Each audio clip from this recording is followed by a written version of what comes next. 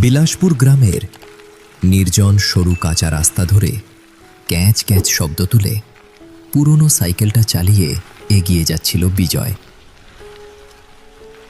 সাইকেলের পেছনে চুপচাপ বসেছিল তার স্ত্রী গীতা। চারপাশে কেবল ঝিঁঝি পোকার ডাক আর দূরের বাঁশ ছাড়ে হাওয়ার শোঁ শোঁ শব্দ। গীতা, তোমার বাবার আগে কখনো এমন সমস্যা হয়েছে? না না না, বাবা অসুস্থ ছিল ঠিকই, কিন্তু কিন্তু মানুষ চিনতে ভুল করতো না। ডাক্তার তো বলছে শরীরের অসুখের চেয়ে মাথার সমস্যাই বেশি হচ্ছে। মানে কিরকম সমস্যা? কেন, গত 3 দিন ধরে বাবা নাকি বলছে যে সন্ধ্যার পরে যেন কেউ ঘরের পেছনে রাস্তা দিয়ে না যায়। চিন্তা করো না, অসুস্থ মানুষ কত কিছুই তো বলে। বিকেল গড়িয়ে সন্ধ্যা নামতেই আকাশটা যেন মুহূর্তের মধ্যেই কালো মেঘে ঢেকে গেল।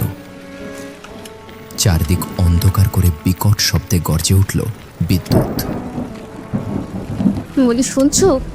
এই বাতাসে সাইকেল চালানো ঠিক হবে না জানো, একটু কোথাও দাঁড়াও। এখানে দাঁড়ানোর জায়গা নেই, যে কোনো সময় বৃষ্টি শুরু হয়ে যাবে। আরে সেই জন্যই তো এত দুশ্চিন্তা হচ্ছে। এই নির্জন পথ বৃষ্টি আসার আগে পার হতে পারবো কিনা ভগবানই জানেন। তাদের কথার মাঝেই হঠাৎ করে একদল গরু তাদের সামনে দিয়ে চলে গেল। আসার সময় ছাতাটা নিয়ে আসলে ভালো হতো। কয়েক মুহূর্তের মধ্যেই বিদ্যুতের তীব্র গর্জনে আকাশের বুক চিরে ঝমঝম শব্দ তুলে নেমে এলো মুষলধারে বৃষ্টি। হ্যাঁ গো, বলি এই বৃষ্টির মধ্যে এখন কিভাবে যাব আমরা? চিন্তা করো না গীতা, তোমাদের বাড়ি যেতে তো কান্তিপুর নদী পার হতে হবে। নদীর কাছে গেলেই নৌকাতে উঠে যাব। সাবধানে সাইকেল চালাও, বুঝেছো? ভগবানই জানে বৃষ্টিতে নৌকা পাবো কিনা।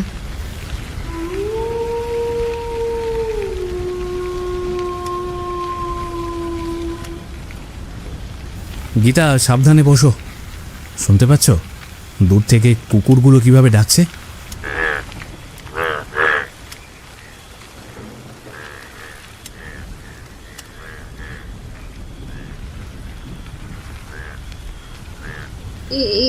এই তুমি আস্তে আস্তে পথ দেখে যাও, বুঝেছো?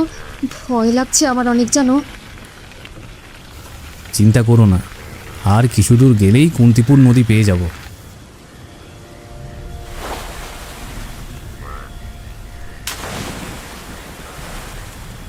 বৃষ্টি আর ঝড়ো বাতাসের তাণ্ডবের মাঝখানে কুন্তিপুর নদীর টলটলে কালো জলের একপাশে বাঁধা ছিল ছোট্ট একটা কাঠের নৌকা। মাথার ওপর ছাতা ধরে ভিজতে ভিজতেই বৈঠা আঁকড়ে বসেছিল মাঝি। আর নৌকার পুরনো ছাউনির নিচে গা ঘেঁষাঘেঁষি করে বসেছিল দুজন যাত্রী। সেই কখন থেকে বসে আছি, যাচ্ছেন না কেন আপনি?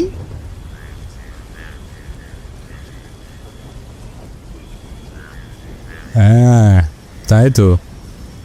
ঝড় বৃষ্টি বাড়ছে আর রাতও গভীর হচ্ছে। আপনি এখনো বসে আছেন কেন? মাঝি একটা দীর্ঘশ্বাস ফেলে যাত্রীদের দিকে তাকিয়ে বলল, বাবু, বসে আছি আর 2-1 যাত্রী আসার অপেক্ষায়। বৃষ্টির জন্য আজকে 1 টাকাও রোজগার করতে পারিনি। বাড়িতে আমার মেয়েটা অসুস্থ, তাই কিছু টাকা হলে একটু ওষুধ কিনে নিতে পারতাম মেয়েটার জন্য। মন খারাপ করবেন না, এই ঝড়ের মধ্যে প্রয়োজন ছাড়া মানুষ বাইরে বের হবে না কাকা। আর এখন তো বেশিরভাগ মানুষই গাড়িতে যাতায়াত করে। খুব বেশি প্রয়োজন হলেই তখন নৌকাতে যায়। নৌকার ছাউনির উপরে হালকা ফুটো থাকার কারণে ছাউনির ভিতরে টপ টপ করে বৃষ্টির জল গিয়ে পড়ছিল যাত্রীদের মুখে। হ্যাঁ, এই নদীতে নৌকা নিয়ে প্রায় 30 বছর ধরে পারাপার করি। আগে ঝড়ের দিনেও মানুষ পারাপার হতো, কিন্তু এখন আর হয় না। আর দেরি করে লাভ নেই কাকা, ঝড় বৃষ্টির তীব্রতা বাড়ছে, মনে হয় আজকে আর কোনো মানুষ আসবে না।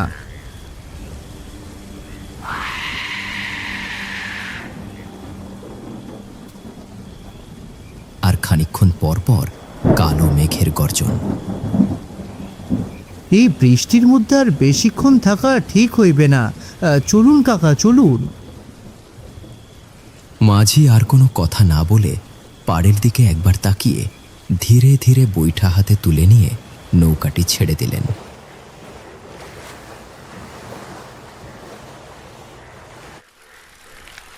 আর একটু গেলেই নদীর পাড় পেয়ে যাব, তুমি চিন্তা করো না। দীর্ঘ 4 ঘন্টার পথ অতিক্রম করে গীতাকে নিয়ে নির্জন রাস্তা দিয়ে সাইকেল চালিয়ে নদীর পাড়ে এসে উপস্থিত হলো বিজয়। আজকে কি আমাদের কপালটা খারাপ, একটি মাঝিও দেখছি না ঘাটে। এখন তো মহা বিপদ। এখন কি করি বলো তো? খানিকক্ষণ পর আকাশের কালো মেঘ চিরে বিদ্যুতের আলো নদীতে পড়তেই গীতা আনন্দিত হয়ে বিজয়কে বলল, এই শুনছো?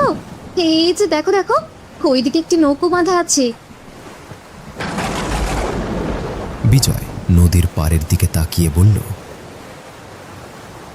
হ্যাঁ ঠিকই তো বলেছ, দেখে তো ওটা নৌকাই মনে হচ্ছে।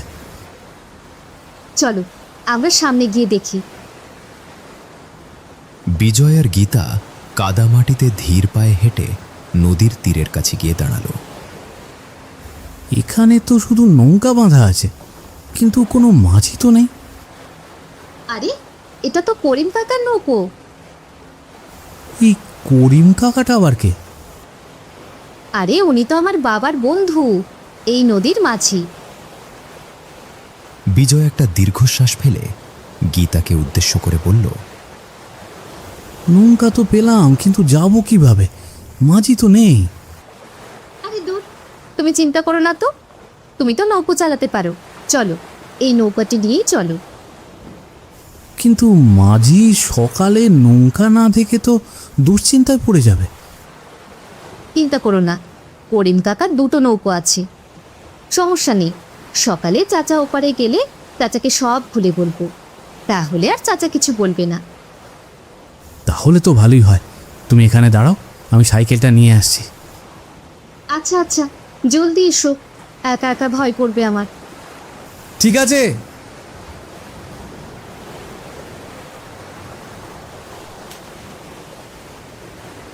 চলতে শুরু করেছে তারা সেই পুরনো কাঠের নৌকাটি নিয়ে।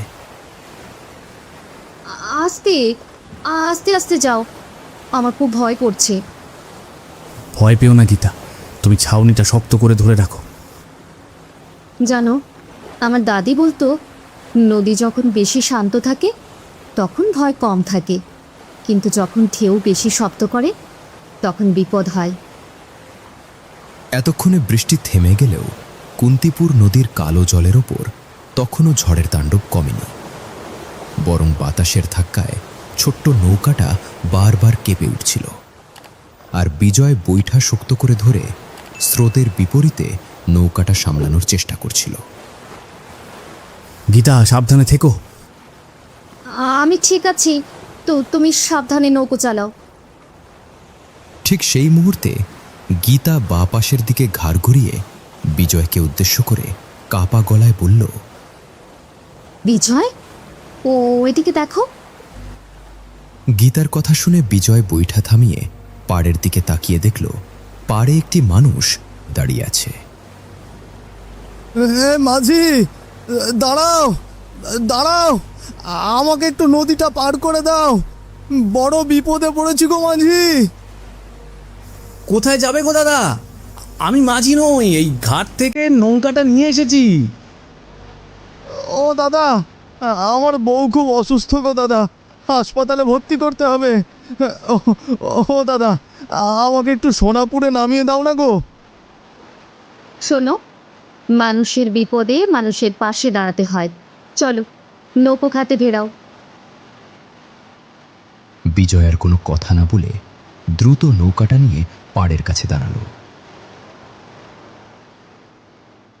জলদি জলদি জলদি জলদি উঠে পড়ো নৌকাতে। তোমাদের অসংখ্য ধন্যবাদ দাদা। কিছুটা দূরেই আমার বাড়ি। আমার বাড়িতে আমার বউ আর আমি ছাড়া আর কেউ নেই। আমার সঙ্গে একটু চলো না গো দাদা, দুজন মিলে আমার বউটাকে তাহলে ধরে নিয়ে আসি। নদীর একপাশের কোল ঘেঁষে ছোট্ট একটি রাস্তা, আর অন্য পাশে ঘন বাঁশঝাড় আর বড় বড় হিজল গাছ মাথা উঁচু করে দাঁড়িয়ে আছে। এত রাতে আপনার স্ত্রীকে একা রেখে আসা ঠিক হয়নি। কি আর করব, একটাও নৌকা পাচ্ছিলাম না। তাদের কথার মধ্যে হঠাৎ পড়াত শব্দে একটা গাছের বড় ডাল ভেঙে পড়ে গেল তাদের সামনে। আরে দাদা, কি করছেন? ধীরে চলুন, দেখছেন না রাস্তার অবস্থা ভালো না। ধীরে চললে হবে না দাদা, আমার বউ একা আছে। আপনারা সামনে চলুন, আমি আপনাদের পেছন পেছন আসছি।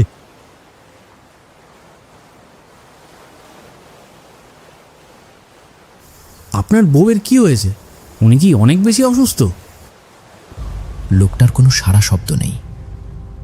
কোনো কথার উত্তর না পেয়ে বিজয় আর গীতা পেছনে ঘুরে যা দেখল তা দেখার জন্য তারা একদম প্রস্তুত ছিল না। কি হলো? লোকটা কোথায় গেল? এই যে দাদা, শুনছেন? আছেন আছেন আপনি?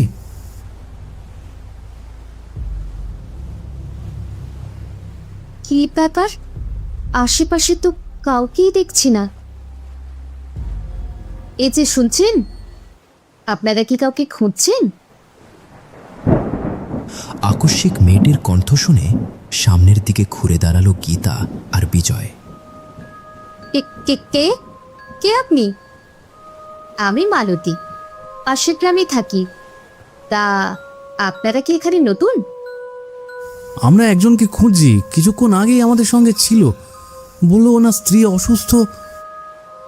ও, আপনারা বুঝি রঘুর কথা বলছেন? চলুন আমার সঙ্গে চলুন, আমি ওর বাড়ি দেখিয়ে দিচ্ছি।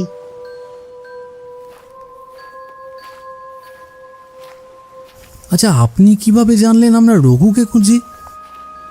আসলে আপনাদেরকে এই রাস্তায় আসতে দেখেই বুঝতে পেরেছি। আচ্ছা, এই এত রাতে এই ঝড়ের মধ্যে আপনি একা মেয়ে মানুষ এরকম জঙ্গলের মধ্যে রাস্তায় কি করছেন? মেয়েটা আর কোনো কথা না বলে জঙ্গলের মধ্যে দিয়ে হাঁটতে থাকে, আর এদিকে দূরের শিয়ালগুলো অনবরত ডাকতেই আছে। কিছু দূর গিয়ে হঠাৎ তারা থমকে দাঁড়ালো। এই লাশটা কার? কি হলো? এটা কার লাশ? আর রাস্তার মধ্যে এইভাবে পড়ে আছে কেন?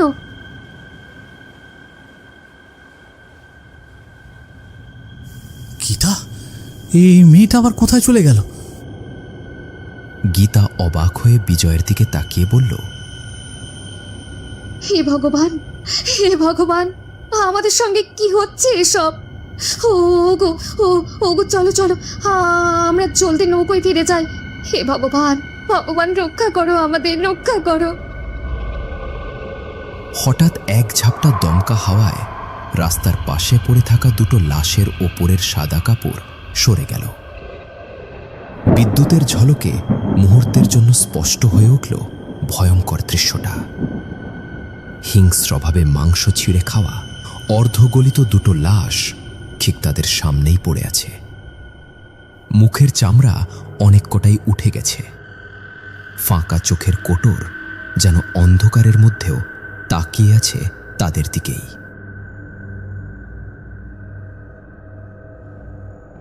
তারা এক পা দুপা করে লাশ দুটোর কাছে এসে দেখল এই লাশ দুটো আর অন্য কারো নয়, বরং কিছুক্ষণ আগেও যাদের সঙ্গে গীতা আর বিজয়ের কথা হয়েছিল তাদেরই লাশ। না, এটা কিভাবে সম্ভব? একটু আগেও তো এরা দুজন আমাদের সঙ্গে ছিল। তারা লক্ষ্য করল ধীরে ধীরে লাশ দুটো উঠে দাঁড়ালো তাদের সামনে।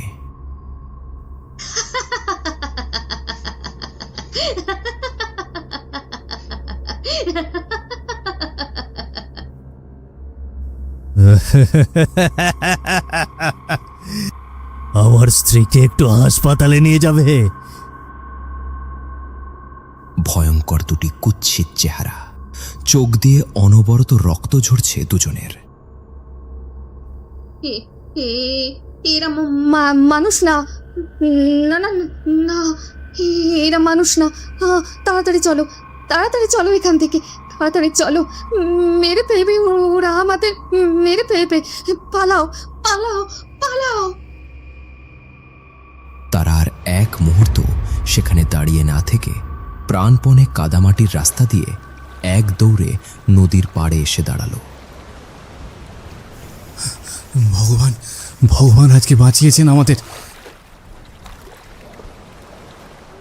ঠিক সেই মুহূর্তে মাঝি হারান যাত্রাপালা দেখে এসে গান গাইতে গাইতে বাড়ি যাওয়ার উদ্দেশ্যে নৌকা চালাচ্ছিল। নদীরে একটা কথা শোধাই শুধু তোমারে, বলো কোথায় তোমার দেশ, তোমার নেই কি চলার শেষ। ও নদীরে তোমার কোনো বাঁধন নাই, তুমি ঘর ছাড়া কি তাই। মাঝি ভাই, মাঝি ভাই, এই দয়া করে আমাদের বাঁচান, আমরা বিপদে পড়েছি। মাঝি হারান গান থামিয়ে তার কাঠের নৌকা নিয়ে তাদের সামনে এসে তাদের নৌকায় তুলে নিল। কি হয়েছে গো দাদু, এত ভয় পেয়ে আছেন কেন? আমরা আমরা নৌকো নিয়ে যাচ্ছিলাম, এমন সময়। বিজয়ের মুখ থেকে পুরো ঘটনা শুনে মাঝি হারান কিছুক্ষণ চুপ করে রইলেন। এরপর বললেন, আজ থেকে বছর দুয়েক আগের ঘটনা। সেদিনও ছিল এমন বৃষ্টির রাত। লোকটি তার স্ত্রীকে কোলে নিয়ে হাসপাতালের উদ্দেশ্যে রওনা হয়। বউটি ছিল অন্তঃসত্ত্বা। জঙ্গলের পথে বাবু শেয়ালের উপদ্রব বেশি। সেই রাতে একসঙ্গে 20 থেকে 30টি শেয়াল ঝাঁপিয়ে পড়ে ওদের দুজনের ওপর। ওরা আর বাঁচতে পারল না। পরের দিন সকালে গ্রামবাসীরা তাদের অর্ধ খাওয়া লাশ পেল ওই জঙ্গলের রাস্তার মাঝখানে। তারপর থেকেই মানুষে বলে এমন বৃষ্টির রাতে তাদের দুজনকে নাকি আবারও দেখতে পাওয়া যায়। এরপর হারানের সহযোগিতায় রাতে তারা নদী পার করে পৌঁছালো গীতার বাবার বাড়িতে।